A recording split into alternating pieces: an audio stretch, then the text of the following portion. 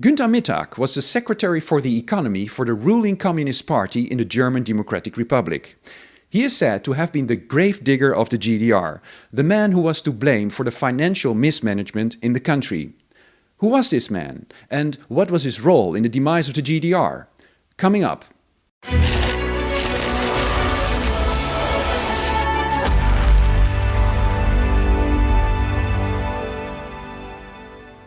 Hi and welcome to another East Germany Investigated video. It's a well-known fact that at the time of its collapse, at the end of 1989, the GDR was close to bankruptcy. The changing political world, the social unrest and the unpopularity of the leaders of the country all played their part.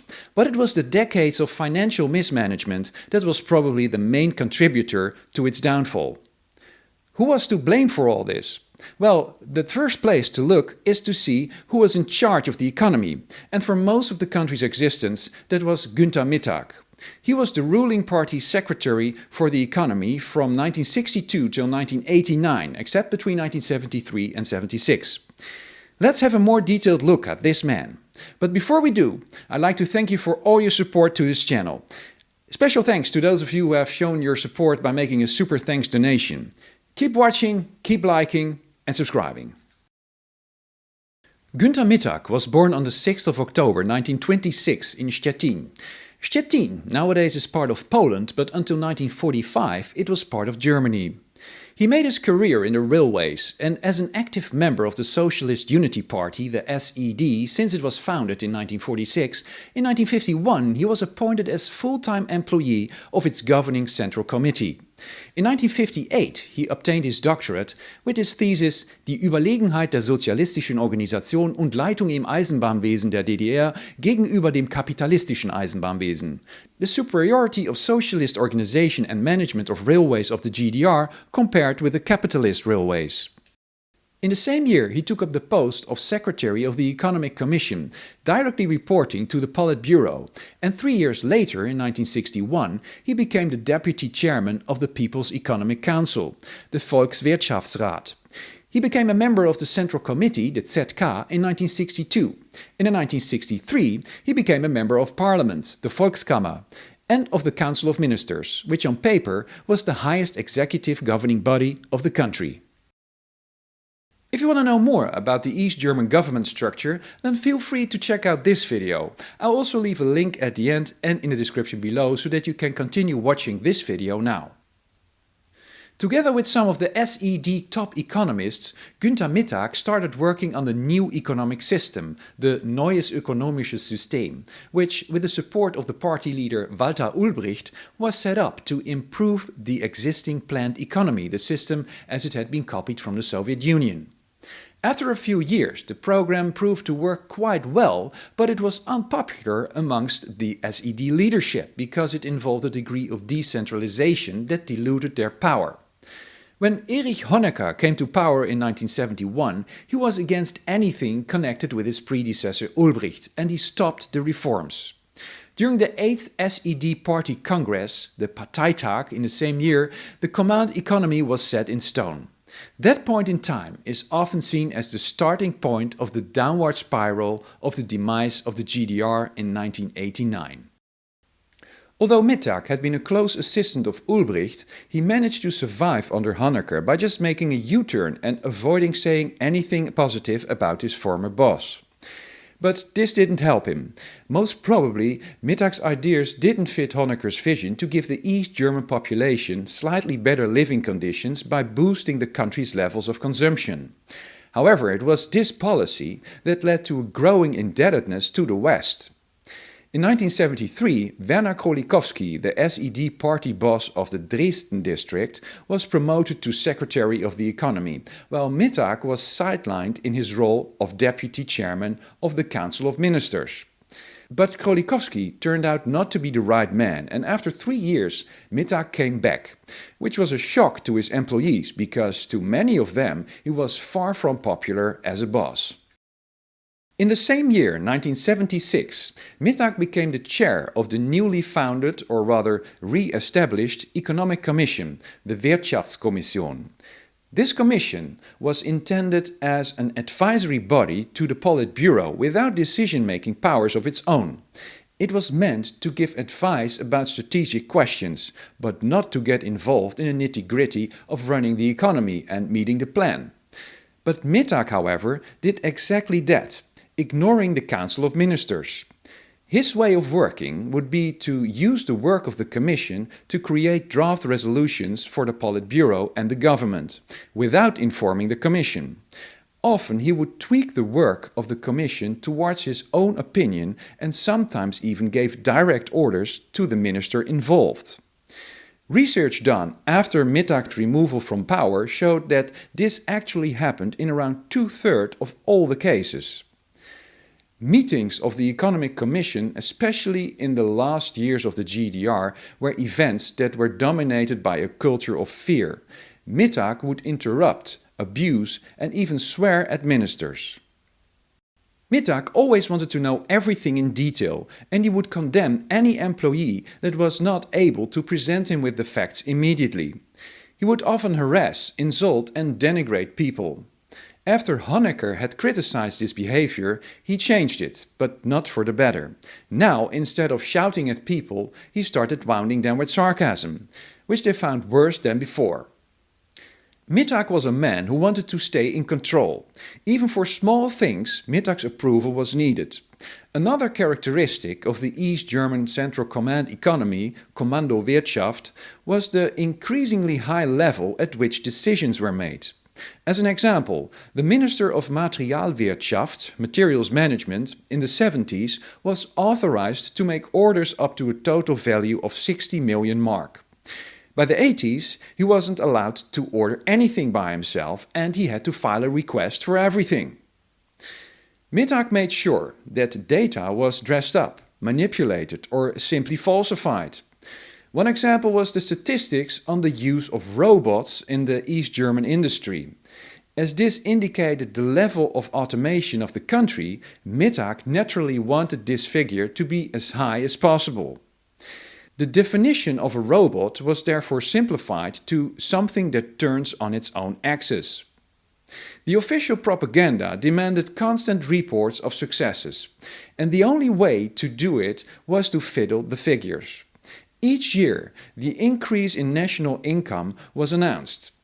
In the second half of the 1980s, when the GDR was getting into more and more trouble, Mittag ordered that every year a growth rate of 4% was to be announced. He manipulated facts if they didn't fit into his picture. What about the relationship between Mittag and his boss, Erich Honecker, the General Secretary? Honecker had a blind trust in Mittag, who had already been an important support to Honecker's predecessor, Walter Ulbricht. As mentioned earlier, Honecker's course was completely different from the one of Ulbricht, which meant that he didn't need Mittag during his first years as General Secretary. But as soon as it turned out that there was a shortage of funds for financing his plans, Honecker got Mittag back as Secretary of the Economy in 1976. Mittag followed every order from Honecker in the utmost detail and he was loyal to him, which boosted Honecker's ego. Honecker understood little of economics and Mittag knew how to make use of that. Honecker and Mittag were said to have a close friendship. They went hunting together. And all this may be the reason why Honecker didn't challenge Mittag on what he was doing. He may have even been blind to the signals that the economy was in a downward spiral, and he believed Mittag when he was told things like, well, there are financial crises all over the world. The GDR has managed to have a stably growing economy for years. Von Jahrzehnt zu Jahrzehnt eine stabile Entwicklung unserer Volkswirtschaft. Mittag tried to screen himself against all criticism. He was the only one that was allowed to criticize. He was the boss of the East German economy and would tolerate no interference. However, he was an intelligent man. He was quick thinking and quick at assembling facts and incredibly fast in coming up with a reaction, which gave him a big advantage. He had the courage to make decisions where others would be in doubt, which was even appreciated by the employees that didn't like him. and he knew perfectly who to inform of any special occurrences at which point in time. Honecker was always the first in line. He was also stubborn. Even when his decisions turned out to be clearly proven wrong, he would insist on proceeding, and he had very rough manners. There were reports that Mittag physically attacked Herbert Köhler, a department head of the Central Committee in the 1980s. He was so unscrupulous that he didn't care about the fate of others.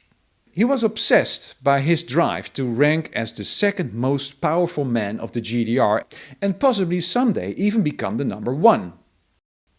Mittag was an absolute bureaucrat. He created an organization with vast quantities of reports and statistics. He made his decisions from behind his desk, not in the field. He worked more than others and didn't even let anyone deputize for him when he was away. In those cases, he would phone in his orders, and his underlings had better do everything right and over-deliver. He would publicly humiliate or just fire people for far-fetched reasons if they didn't meet his high expectations. Mittag spread an atmosphere of fear, resulting in little room for creative debate. In the Politburo, Mittag didn't have any friends except Honecker. Many hated him and just let him get on with it, and they didn't dare to get close to him. Why didn't they go on the offensive? Well, his dominance over the GDR economy, combined with his being covered by Honecker, resulted in a situation that none of the Politburo members dared to take any action without risking consequences for their own areas of responsibility or even their own positions. However, complaints about the critical situation in the country did come in from lower echelons, such as municipal and regional directorates, or from the enterprises themselves. And sometimes they sent their reports directly to Erich Honecker. In those cases, Mittag would send his auditors into the field to investigate, homing in on the weaknesses and mistakes in the report, which he then used to discredit the complaint, often with success. Along with Alexander Schalk-Golodkowski, the head of the Commercial Coordination Division, the shadowy body which obtained hard foreign currency for the GDR, Mittag was respected by politicians and business leaders in West Germany. In particular, he had close contacts with the right-wing Bavarian politician Franz Josef Strauss, and it was with him that he negotiated the so-called billion-mark loan from Western banks, which was all that kept the GDR afloat in the early 1980s. One thing we must not forget to mention is Günter Mittag's ill health, which also influenced his behavior, especially during his later years. He had suffered from diabetes for many years. At first he tried to conceal his illness, but in 1985 one of his lower legs needed to be amputated. His stay in hospital was kept secret, but during his absence everything that fell into his responsibility came to a standstill, because he didn't trust anyone to take over. Many hoped that Mittag wouldn't return and that he would step down on health grounds. But that didn't happen. Mittag came back. He tried to hide his disability as best he could. For meetings, he made sure that he was in the meeting room very early. For public appearances, TV cameras were placed at such angles that viewers wouldn't notice anything. In 1987, his other leg needed to be removed as well, after which Mittag got first-class prosthesis from Japan. Probably also because of his diabetes, in the years that followed, he developed other health issues. He had trouble staying focused, he needed more time to finish his work, and he was even more grumpy and moody. Still, Honecker made no move to remove Mittag from his post. Mittag fought hard against his illness, and despite the pain, he just went on working. Because of his illness, Mittag didn't smoke or drink. He had few friends and absolutely refused to spend time with his colleagues after working hours. In the summer of 1989, Honecker needed to go to hospital for an operation. It was clear that he couldn't stay on much longer as General Secretary. It was also clear that Egon Krenz was his crown prince. On paper, Krenz should have been Honecker's deputy during his absence, but Krenz never got the chance. It was Mittag who stood in for Honecker in summer 89.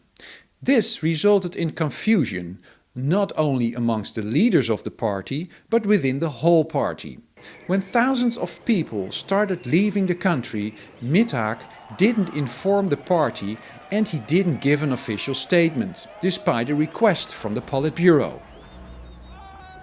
On the 17th of October 1989, the day when Honecker was dismissed from office at the Politburo meeting, Mittag tried to switch sides, saying that he also agreed with Honecker's sacking. But his fellow Politburo members didn't accept that and a heated debate followed. Mittag had to resign as Secretary of the Economy. After that he also was excluded from the Central Committee and in November he was expelled from the party. Many people had been waiting for that moment a long time. Normally when a top functionary was fired, he would not even be allowed to clear his desk. Mittag, however, was able to go to his office for a whole week. In that time, he managed to destroy all the paperwork stored in the 17 safes in his office. Hundreds of kilograms of evidence were destroyed. In December 1989, Mittag was arrested. And due to his bad health, he sometimes couldn't be questioned for months. In August 1990, he was released and hospitalized in a diabetes clinic. And what was Mittag's opinion of all this? He wrote a book, jeden Preis, at any price, published in 1991, in which he states that he tried to give warnings as early as the 1970s, but that there was a too rigid an ideology detached from reality, and that he got resistance from all sides, including the Council of Ministers. Mittag writes he didn't get any support from the other Politburo members for reducing spending and subsidies. So, according to Mittag, his warnings fell on deaf ears. Not without frustration, he points the finger at a number of leading figures who, according to him, did a bad job. The names that he mentioned most are Egon Krenz. About Krenz, Mittag says that he failed to understand that the changes the country was going through were not simply local matters, but a failure of socialism as such. In 1989, he says, Krenz was spreading a general mood of crisis and was not open to reforms, unlike Mittag. Erich Mielke, the state security boss. Mittag states that the Stasi had developed into a state within a state and that they secretly wanted to rule the country, including deciding its political course. By the way, it is interesting to read that in the early 80s, Mittag himself was suspected of espionage and he was spied on by the Stasi. Politburo members Willi Stoph, chairman of the Council of Ministers, and Alfred Neumann. They never made an effort to have a serious look at modern techniques on an international level. Stoph, in a defamatory manner, had blamed Mittag for being solely responsible for the country's disastrous economy decline. Neumann started creating dissension by proposing to remove Mittag from his post early in October 1989. Both clearly were looking for a scapegoat so that they themselves would be spared. Stoph and Neumann didn't take their responsibility, according to Mittag. Oh yes, and about Erich Honecker, his boss, that some say he even adored, Mittag writes in his book that Honecker always wanted to put off the discussion of delicate topics and that it was not possible to discuss anything that didn't fit in his entrenched lines of thinking. What I found amusing was that the book, as it is sold today, has a newly added introduction. It's a chapter from a book by Gerhard Schürer, the former head of the State Planning Commission and one of Mittag's closest employees, who states that 1/3 of Mittag's book is rubbish, referring to the parts where Mittag states that it was everyone's fault except his, and that he was a voice calling in the wilderness.